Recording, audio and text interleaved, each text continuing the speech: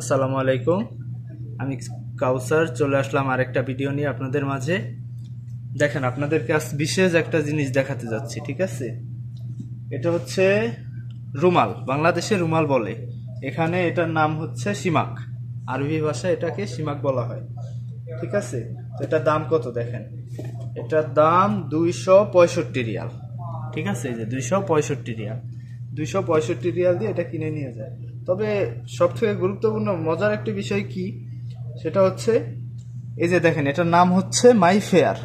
তো 80% কাস্টমারই এসে এটাকে বলে ফেরারি, ঠিক আছে? এরা কিন্তু পড়াশোনা জানে না, এরা মূর্খ। আর আমার বেসিক্যালি আমার এই দোকানের ভিতরে বেশিরভাগই সৌদি কাস্টমার আসে, ঠিক আছে?